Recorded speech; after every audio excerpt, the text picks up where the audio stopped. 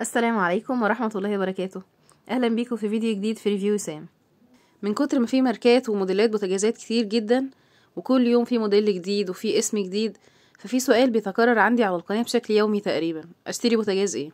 في فيديو النهاردة هنحاول ان شاء الله ان احنا نساعدك ازاي تختاري البوتاجاز الانسب ليكي من حيث الفئة السعرية المناسبة ليكي، وكمان ايه هي متطلباتك للبوتاجاز. طيب ايه النقط اللي هنتكلم فيها في فيديو النهاردة؟ في الفيديو ان شاء الله هنتكلم عن 3 نقط. النقطة الأولى هتكون ايه هي المعايير الأساسية اللي لازم تكون موجودة في أي بوتاجاز بتفكري تشتريه. النقطة التانية هتكون معايير كمالية مش أساسية في البوتاجاز، لكن فعلا وجودها هيكون عملي وهيفرق معاكي جدا في الاستخدام. والنقطة التالتة والأخيرة هنتكلم فيها عن ترشيحات لأفضل أنواع البوتاجازات في الفئات السعرية المختلفة، سواء البوتاجازات المحلية أو البوتاجازات المستوردة. ده كده كان ملخصنا لفيديو النهاردة. لو حاسه ان كلامنا في النقط دي ممكن يفيدك فياريت تكملي معانا الفيديو للاخر، ولو عجبك الفيديو اكيد ما تنسيش تعملي لنا لايك. كمان لو اول مره تشوفي القناه وعجبك محتوى الفيديوهات بتاعتنا فيشرفنا جدا انضمامك معانا في القناه. بالنسبه بقى لموضوع البوتاجازات، فاحنا لسه قايلين ان موضوع البوتاجاز ده كبير قوي، في شركات منتجه كتير وكمان في اسماء موديلات كتير قوي موجوده في السوق. فعشان نسهل على بعض الموضوع وما نحتارش واحنا بنختار البوتاجاز، محتاجين نتفق على 3 نقط. اول حاجه محتاجين نعرف احنا محددين مبلغ كام للبوتاجاز، احنا معانا كام او محددين مبلغ كام للبوتاجاز. النقطة التانية، نسأل على البوتاجازات الموجودة في الفئة السعرية اللي احنا محددينها دي. الحاجة التالتة، نشوف ايه المواصفات بتاعة البوتاجازات الموجودة في الفئة السعرية اللي احنا محددينها، وبعد كده نختار البوتاجاز المناسب بالنسبة لنا. بمعنى انا دلوقتي معايا كام، وليكن مثلا انا محددة 10,000 للبوتاجاز، كده عرفنا احنا معانا كام. نروح للحاجة اللي بعد كده، ايه بقى البوتاجازات الموجودة في فئة سعرية 10,000 جنيه، وليكن مثلا في 4 أنواع موجودين في السوق ب10,000 جنيه. ننزل للنقطة اللي بعد كده، هنسأل بقى على المواصفات بتاعة ال4 بوتاجازات اللي ب10,000 جنيه دول، ونشوف ده مواصفاته ايه وده مواصفاته ايه وده مواصفاته ايه وهكذا. وبعد كده نختار. ده هيسهل علينا جدا الاختيار، ومش هيخلينا نحتار ولا نتلخبط بين الأسامي الكتير المنتشرة دلوقتي في السوق. طيب يا وسام، لو عملنا كل الخطوات دي وبرضه لسه محتارين في نوع البوتاجاز، في الحالة دي اكتبولي في الكومنتات تحت محددين مبلغ كام، وانا هساعدكم ان شاء الله تختاروا انهي نوع بوتاجاز. نبدأ بقى أول نقطة في الفيديو، وهي ايه هي المعايير الأساسية اللي لازم تكون موجودة في البوتاجاز اللي بتفكري تشتريه. 1. اختاري ماركة بوتاجاز كويسة. ابعدوا خالص عن الشركتين سيئتي السمعة في إنتاج البوتاجاز. ايه هما الشركتين دول؟ الشركتين دول اللي البوتاجازات بتاعتهم بتفرقع والإزاز بتاعها بيفرقع، البوتاجازات بتاعتهم في شكوى عامة إن هي ضعيفة، وكمان قطع الغيار بتاعتها والصيانة سيئة جدا. طيب ايه هما الشركتين دول؟ اكيد مش هينفع اقولهم في الفيديو عشان ما يحصلش مشكله، لكن ارجعوا كده للفيديو بتاع اسوأ 10 مواصفات في البوتاجاز، هتلاقوا الناس كاتبينهم في الكومنتات وهم معروفين الشركتين دول. 2. ضروري جدا الاستانلس المستخدم في البوتاجاز يكون من خامه كويسه. هنعرف منين الاستانلس ده خامته كويسه ولا لا؟ هنيجي كده بصبعنا الابهام في ايدنا الاتنين، ونبتدي ان احنا نضغط بقوه على السطح بتاع البوتاجاز من فوق، ونشوف هل السطح بتاع البوتاجاز ده هيلب وهيتحرك ويروح ويجي معانا كده ولا لا. لو لقيتي السطح بتاع البوتاجاز ده بيتحرك وبيروح ويجي معاكي، اعرفي ان الاستانلس ده خامته رديئه وابعدي عن البوتاجاز. اما لو لقيتي الاستانلس ثابت كده وما بينزلش ويطلع معاكي لما بتضغطي عليه، فالاستانلس ده خامته كويسه. حاجه كمان بخصوص الاستانلس، ضروري ان الاستانلس بتاع سطح البوتاجاز يكون كله مكون من شيت واحد بس، يعني يكون قطعه واحده من الاستانلس مكونه السطح بتاع البوتاجاز بالكامل، ما يكونش قطع من الاستانلس ومتركبه جنب بعض. ليه؟ لان القطع بتاعه الاستانلس دي لما بتتركب جنب بعض بيكون في بينها فواصل، الفواصل دي بيتراكم فيها الدهون وبتعمل اتساخات وبيبقى صعب جدا تنظيفها. فالافضل والعملي اكتر ان هو يكون شيت واحد بس من الاستانلس معمول منه السطح بتاع البوتاجاز بالكامل. المعيار الاساسي بتاع الاستانلس ده يندرج تحته معيار فرعي، وهو ان يفضل السطح بتاع البوتاجاز يكون متقسم غرف زي ما هو موجود عندكم في الصورة كده، بيكون فيه زي فواصل او مرتفعات في جزء عن جزء في البوتاجاز، بحيث ان لو حاجة اتدلقت على ناحية واحدة من البوتاجاز ما تبهدلش البوتاجاز كله، هتنضفي بس الحتة اللي اتدلق عليها الحاجات دي، اما تلتين البوتاجاز الباقي كله هيكون نظيف. الحاجة دي مش حاجة أساسية هتأثر في البوتاجاز كبوتاجاز، لكن هتكون حاجة عملية جدا ومفيدة جدا لو موجودة في البوتاجاز بتاعك. 3. بلاش البوتاجازات التيفال ولا البوتاجازات اللي فيها لون جولد، الاتنين بيقشروا والاتنين بيطلعوا والاتنين لونهم بيغير.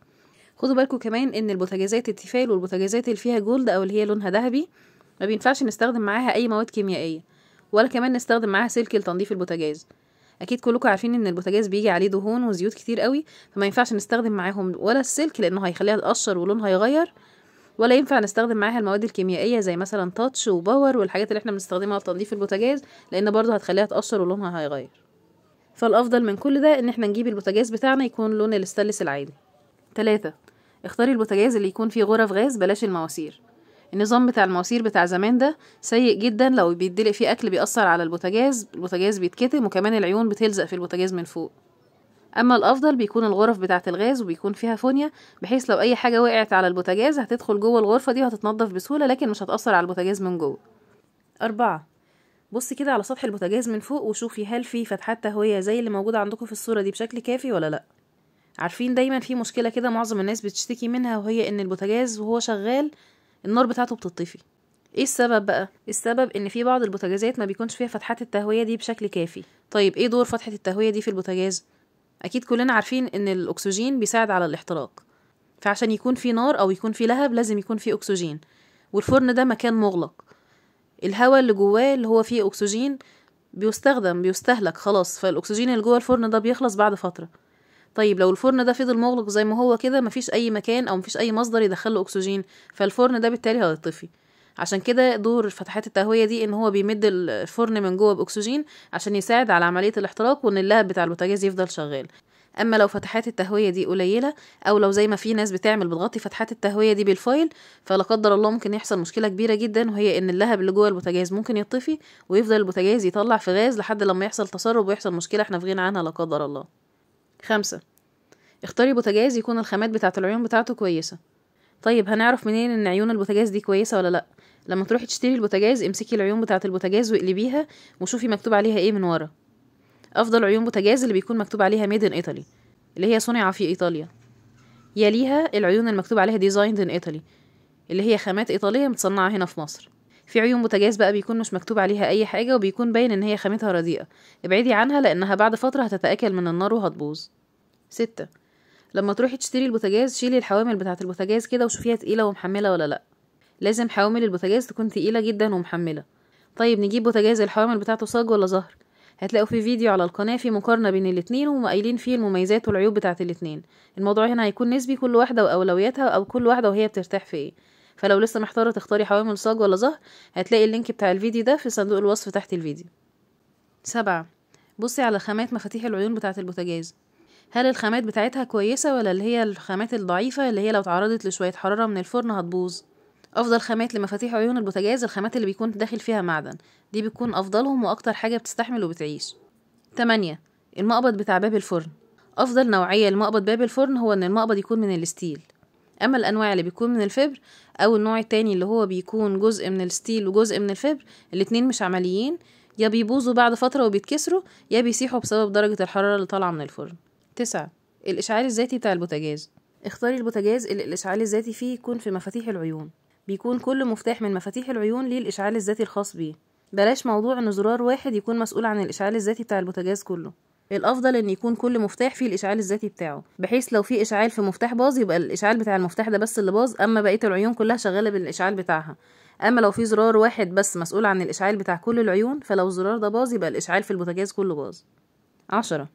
يفضل ان البوتاجاز بتاعك يكون فيه زرار منفصل للشواية وزرار منفصل للفرن، عشان تقدري تشغلي الاتنين في وقت واحد، ده هيوفر عليكي وقت ومجهود كبير. طيب في بعض الناس بتقلق من تشغيل الفرن والشواية مع بعض، في الحالة دي حاجة ترجعلك، مفيش مشكلة خالص، وقتها هاتي البوتاجاز اللي فيه زرار واحد للفرن والشواية. 11. الأمان في البوتاجاز، أجيب بوتاجاز أمان كامل ولا أجيب بوتاجاز نص أمان؟ هنا بقى في تضارب في الآراء، كل واحد وحسب هو مرتاح لإيه أو هو مقتنع بإيه. أنا هقولكوا الفكرتين وكل واحد يجيب الحاجة اللي هو مقتنع بيها. في حاجة اسمها نص أمان، وده بيكون مسؤول عن الفرن والشواية بس، بحيث لو النار بتاعة الفرن أو النار بتاعة الشواية اتطفت والبوتاجاز شغال فالغاز بيفصل أوتوماتيك. في حاجة تانية اسمها أمان كامل، دي بيكون في العيون من فوق وبتكون في الفرن والشواية، لو النار في أي حاجة منهم اتطفت الغاز بيفصل أوتوماتيك. طيب أجيب أمان كامل ولا نص أمان؟ الحقيقة إن الاتنين كويسين والاتنين عمليين جدا، لكن أنا ليا وجهة نظر قد تختلف مع الكل، لكن أنا اقتنعت بيها جدا بعد ما حد من الفنيين قال لي عليها، فعلا شفت إن كلامه عملي ومقنع جدا. طيب إيه هي وجهة النظر دي؟ الفرن والشواية دي حاجة مفروغ منها، لازم يكون فيهم أمان، لأن المكان ده على طول مقفول، فاحنا مشاعرنا على طول هتبقى شايفة اللهب بتاع البوتاجاز شغالة ولا لأ، فلازم الفرن والشواية يكون فيها أمان. طيب بالنسبة بقى للعيون من فوق، بنغلي عليها مية، بنعمل عليها شوربة، بنعمل عليها لبن، بنعمل عليها أي حاجة، فمعرضة إن أي حاجة من الحاجات دي تفور وتدلق على البوتاجاز. الحساسات بتاعه الامان اللي بتكون مسؤوله عن قفل الغاز لما حاجه تدلق على البوتاجاز او على عين البوتاجاز وتطفي النار، الحساسات دي بتتاثر بعد ما كل حاجه بتقع عليها مع كتر الغسيل، مع كتر ما في حاجات بتدلق عليها او حاجات بتفور عليها، الحساسات دي بتتاثر وبعد كده بتبوظ. فبعد فتره بسيطه هتلاقي ان الامان كامل اللي عندك دوت ما بقاش موجود، وبقى بس موجود عندك النص امان اللي هو موجود في الفرن وفي الشوايه. فباختصار انا شايفه ان احنا نجيب بوتاجاز نص امان في الفرن والشوايه بس، ما نجيبش بوتاجاز امان كامل.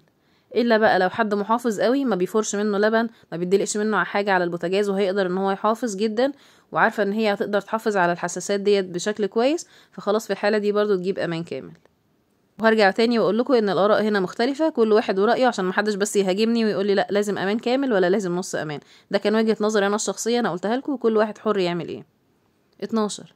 بصي على الفرن بتاع البوتاجاز وحاولي تختاري البوتاجاز اللي يكون الفرن بتاعه واسع قدر الامكان، ده هيوفر معاكي جدا في الوقت وفي المجهود وفي الغاز. 12.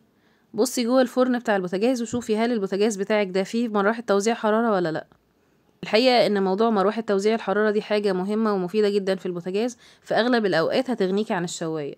بتساعد ان الهواء اللي داخل البوتاجاز او اللهب اللي داخل البوتاجاز يتوزع بشكل كويس جدا، فهتخلي الصينية بتاعتك او اي حاجة انت حطها في الفرن تاخد لون وتاخد وش كده من فوق حلو جدا حتى لو مش مشغلة الشواية. 13. مروحة تبريد جسم الفرن، وهنا برضو الموضوع هيكون نسبي. ليه؟ بعض الناس شايفة ان مروحة تبريد جسم الفرن دي حاجة ضرورية جدا، بتساعد ان الجوانب بتاعة البوتاجاز وسطح البوتاجاز من فوق وكمان المفاتيح بتاعة العيون ما تسخنش. البعض الاخر شايف ان وجود مروحة التبريد دي بتأثر على درجة الحرارة اللي جوه الفرن، او يعني بتقلل درجة الحرارة الموجود جوه الفرن وبالتالي بتأثر على عملية التسوية. من واقع تجربة شخصية ليا ولان بوتاجازي فيه مروحة تبريد لجسم الفرن، انا شايفة ان وجود مروحة التبريد دي ما بتأثرش ابدا على درجة الحرارة داخل الفرن، بالعكس التسوية بتاعة الفرن بتاعي ممتازة، ما فيهاش اي مشكلة خالص، ومروحة التبريد ما بتأثرش عليها تماما. طيب لو انا من الناس اللي مش مقتنع بموضوع مروحة تبريد جسم الفرن، يبقى لازم نهتم ان احنا نشتري بوتاجاز يكون فيه عازل عريض من الجناب، عشان يمنع ان الحرارة بتاعة البوتاجاز ما تتنقلش لباقي المطبخ وتأثر على المطبخ والاجهزة اللي حواليه. وهنا كمان حابة الفت نظركم لحاجة، ان اي حد هيجيب بوتاجاز فيه شاشة تاتش لازم البوتاجاز ده يكون فيه مروحة لتبريد جسم الفرن. لو مفيش المروحة دي وفيه شاشة تاتش، الشاشة التاتش دي هتبوظ من درجة الحرارة اللي طالعة من الفرن. كده يبقى خلصنا كل المعايير الأساسية اللي لازم تكون موجودة في البوتاجاز. فاضل حاجتين هيكون حاجات كمالية مش حاجات أساسية، لكن زي ما قلتلكوا هيكونوا عمليين جدا وهيفرقوا معاكم في الاستخدام. اول حاجة يا ريت الفرن بتاع البوتاجاز يكون فيه دعامات من الستيل زي الموجود عندكم في الصورة كده. الدعامات دي هتسهل جدا عملية دخول وخروج الرف او الشبكة بتاعة الفرن، كمان هتحافظ على جسم الفرن من جوه من ان هو يتخدش بسبب دخول الصاج او الرف بتاع الفرن بشدة عشان تدخليه او تطلعيه، فوجودها فعلا حاجة عملية جدا.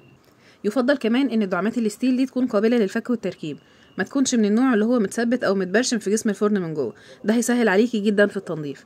طيب لو الدعامات دي غير قابلة للفك والتركيب، يبقى يا ريت نحافظ على تنظيفها باستمرار، ما نستناش لما يتراكم عليها الدهون عشان برضو تكون سهلة قوي في التنظيف.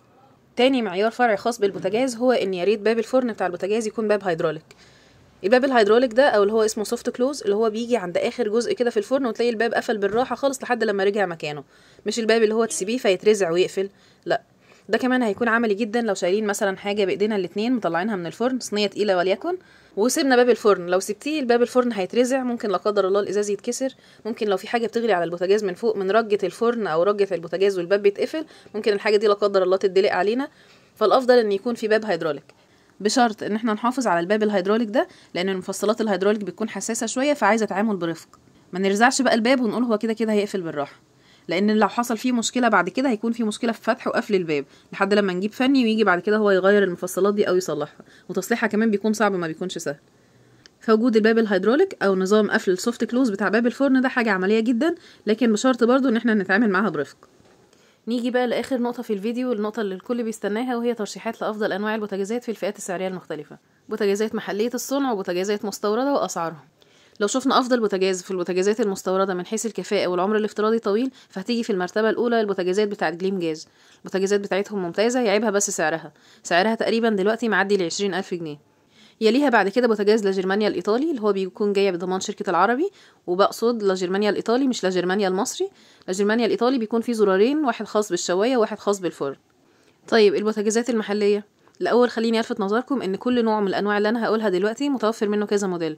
يعني مثلا لو انا قلت بوتاجاز فريش هامر، ففريش هامر ده موجود منه تقريبا 5 موديلات. كل موديل فيه مواصفات مختلفة. حاولي تختاري الموديل الانسب بالنسبة لك واللي هيكون فيه المعايير اللي احنا لسه قايلينها في اول الفيديو.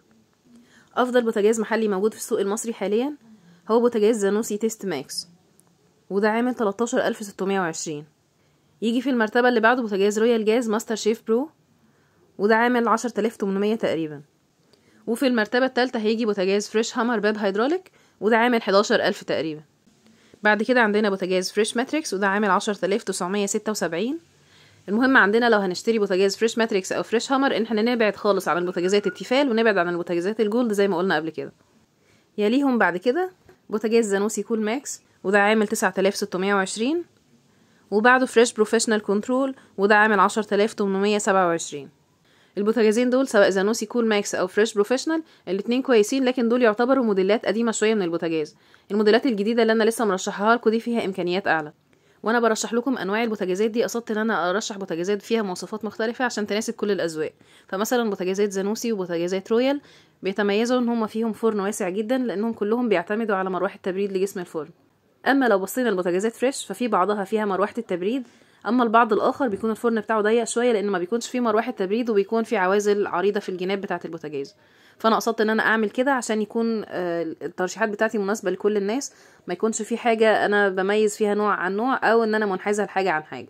وبس كده الفيديو الطويل جدا بتاعنا النهارده خلص. يا رب الفيديو النهارده يكون افادكم، يكون رد على كل استفساراتكم. لو عندكم اي استفسارات تانية اكتبوها لي تحت في الكومنتات وهرد عليكم ان شاء الله. ولو لسه برضو بعد الفيديو حاسين ان انتم محتارين في نوع البوتاجاز اكتبوا لي تحت في الكومنتات معاكم كام، وهساعدكم ان انتوا تختاروا البوتاجاز المناسب ان شاء الله. يا ريت لو عجبك فيديو النهارده تعمل لنا لايك للفيديو وتقول لنا في كومنت عجبك ليه، ولو ما عجبكيش كمان اعمل لنا ديسلايك وقول لنا في كومنت ما عجبكيش ليه عشان ناخد بالنا من الاخطاء دي في المرات الجايه.